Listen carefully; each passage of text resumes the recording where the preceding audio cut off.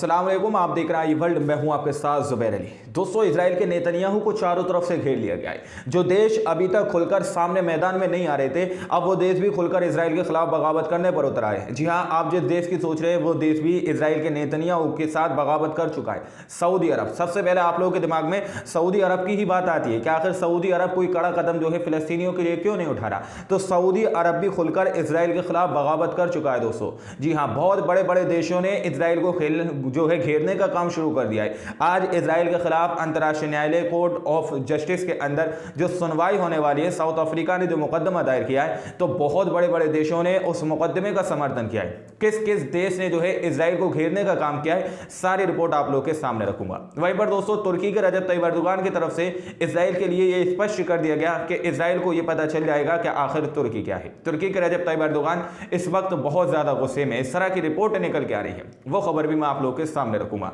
वहीं पर दोस्तों, गजा के अंदर के जिस तरह के हालात अभी बताए जा रहे हैं, तो चेचनिया की तरफ से बड़ी खबर निकल के आ रही है कि चेचनिया के जंगजू को गजा के अंदर भेजने की वहां की जनता मांग कर रही है। जी हां, तो वो भी रिपोर्ट आप लोगों के सामने रखूंगा। रिपोर्ट बहुत बड़ी बड़ी है, सारी खबरें कि किस तरह से इजराइल के अंदर इजराइल की जनता जो है सड़कों पर निकल चुकी है और इजराइल के नेतन्याहू के खिलाफ जो है नारेबाजी करती हुई नजर आ रही है। सबसे पहले दोस्तों, हम लोग रुख करते हैं चेचनिया का, कि चेचनिया के जंगजू जिनको साक्षात मौत कहा जाता है, यानी कि उनके सामने बड़ी बड़ी ताकतें नतमस्तक होने का काम करती है। क्योंकि अभी चेचनिया के जंगजू ने यूक्रेन के खिलाफ जो है रशिया के संग जो है समर्थन करके यूक्रेन के खिलाफ जंग लड़ी थी। अब उन जंगजू को गजा के अंदर उतारने की मांग की जा रही है। रिपोर्ट आप लोग स्क्रीन पर देखिए। दावा यह किया जा रहा है कि चेचनिया में रमजान खुदैरूफ की चेचन फौजी कमांडोज के साथ फौज परेड। चेचनिया के मुसलमानों ने रमजान खुदैरूफ सदर चेचनिया से फौजी कमांडोज गजा भेजने का मुतालबा किया है। याद रहे, चेचनिया के जंगजू रूस के साथ मिलकर यूक्रेन के खिलाफ जंग भी लड़ रहे हैं, कि रूस का समर्थन करते हुए यूक्रेन के खिलाफ उन्होंने जंग भी लड़ी है और इस वक्त वो लड़ रहे हैं। इनको साक्षात मौत कहा जाता है, यानी कि इनके सामने बड़े बड़े फौजी, बड़े बड़े कमांडोज नहीं टिक पाते हैं। जिस तरह की मारक क्षमता इनके पास है, शायद और सेना के पास इतनी मारक क्षमता नहीं है। अगर गजा के अंदर ये लोग एंटर हो जाते हैं तो चंद दिन के अंदर इजराइल की सेना वहां से दुम दबाकर भाग सकती है। लेकिन दोस्तों, गजा के अंदर इजराइल की सेना की हालत पहले से ही बहुत ज्यादा खराब हुई पड़ी है, क्योंकि वहां के मुजाहिदीन ने जिस तरह से लाशों के अंबार इन चंद दिनों के अंदर लगा दिए हैं। कल अबू उबैदा की तरफ का हमने आप लोगों को बयान भी सुनाया था कि अबू उबैदा ने 24 घंटे के अंदर 22 इजरायली सैनिकों को ढेर करने का काम किया है। वहीं पर दोस्तों, तुर्की की तरफ से जो बड़ी खबर निकल के आ रही है कि रजब तय्यब एर्दोगान का यह दावा है कि इजराइल के जो है तुर्की के अंदर तुर्की की खुफिया एजेंसी ने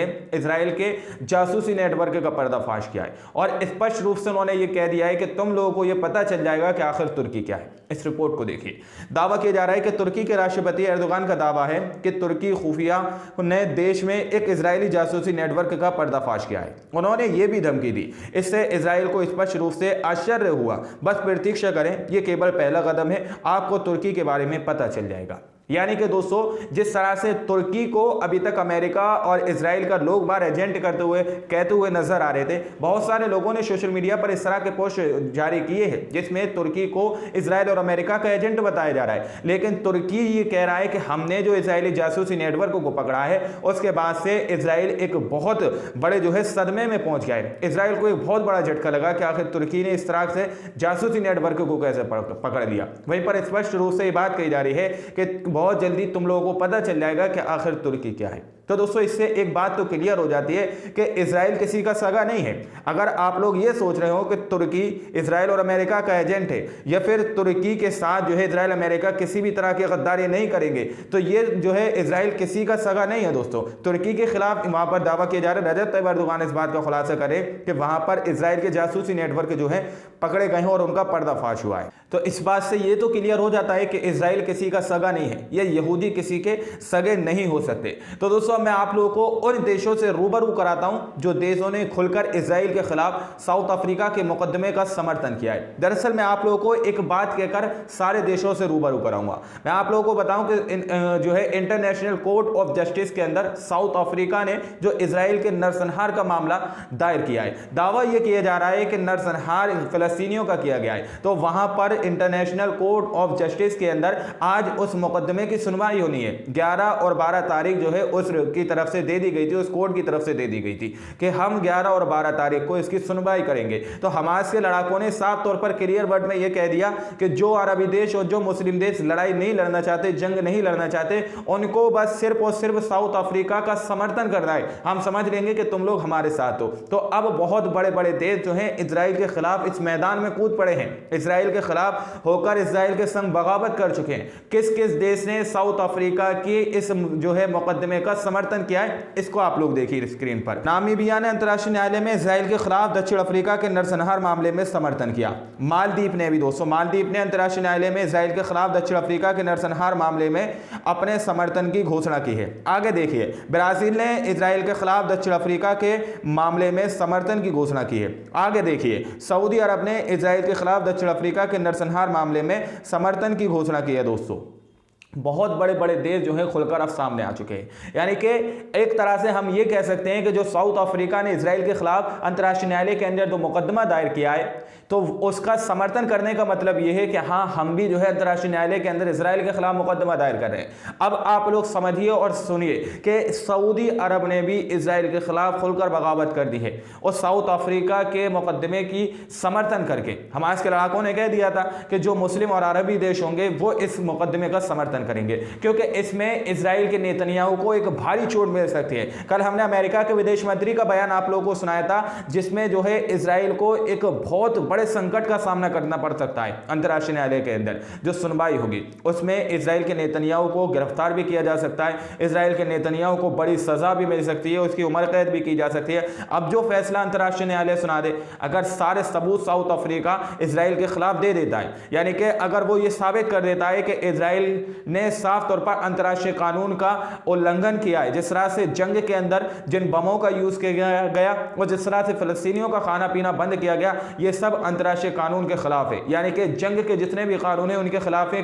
किसी भी जंग के अंदर बच्चे और महिलाओं पर इस तरह से अत्याचार नहीं हुआ। दुनिया की ये एक ऐसी वाहिद जंग है जिसके अंदर इजराइल ने बच्चे और महिलाओं को अपना निशाना बनाया है। तो अब इसी को लेकर साउथ अफ्रीका ने अंतर्राष्ट्रीय न्यायालय के अंदर जो मुकदमा दायर किया है, तो उसकी वजह से इजराइल को एक भारी चोट दोस्तों मिल सकती है। हो सकता है अंतर्राष्ट्रीय न्यायालय आज ये फैसला दे दे कि इजराइल पूरी तरह से इस युद्ध को विराम कर दे, या फिर हो सकता है इजराइल के नेतन्याहू को अरेस्ट कर लिया जाए। वहीं पर दोस्तों चीन के विदेश मंत्रालय की तरफ से बड़ा बयान सामने निकल कर आया है। आप लोग इस रिपोर्ट को देखिए। दावा किया जा रहा है कि हम एक व्यापक और तत्काल युद्ध विराम के आह्वान को दोहराते हैं और इजराइल से गाजा के निवासियों के खिलाफ सामूहिक दंड को रोकने का आग्रह करते हैं।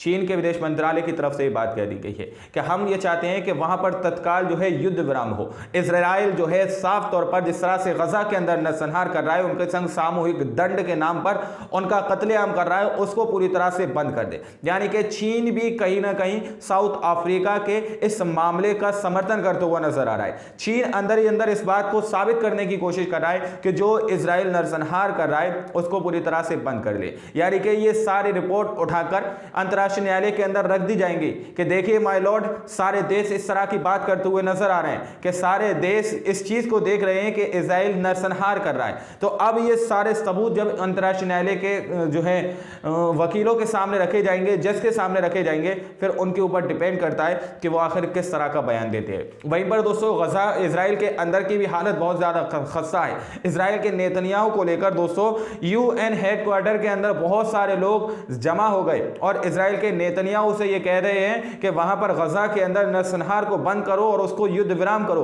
स्क्रीन पर इस रिपोर्ट को देखिए। दावा किया जा रहा है कि गजा में युद्ध विराम की मांग को लेकर यहूदी रब्बी संयुक्त राष्ट्र मुख्यालय में एकत्रित हुए। यहूदी जो है यूएन हेडक्वार्टर के अंदर बहुत ज्यादा इकट्ठे हुए और उन्होंने इजराइल के नेतन्याहू से कहा कि गजा के अंदर अपनी नस्ल कत्ल जो तुम कर रहे हो, कत्लेआम, उस नस्ल कशी को बंद करो। इजराइल के नेतन्याहू से कह रहे हैं कि युद्ध विराम तत्काल करो। तो यानी कि ये सारे सबूत हैं, ये सारे एविडेंस है जिस बात को चीख चीख कर बयान कर रहे हैं कि इजराइल गजा के अंदर नरसंहार कर रहा है दोस्तों। और बाकी आप लोग कमेंट सेक्शन में एक बार इस कमेंट को जरूर कर दीजिएगा कि हाँ, इजराइल गजा के अंदर फिलिस्तीनियों का नरसंहार कर रहा है, ताकि साउथ अफ्रीका को इस बात से समझ आ सके, क्योंकि वो लोग भी एनालाइज करते हैं जगह जगह से, सोशल मीडिया से सारे एविडेंस, सारे सबूतों को उठाने का काम करते हैं कि हाँ, कौन कौन सी जनता किस तरह से इजराइल के खिलाफ बोलती हुई नजर आ रही है या इजराइल के समर्थन में बोलती हुई नजर आ रही है।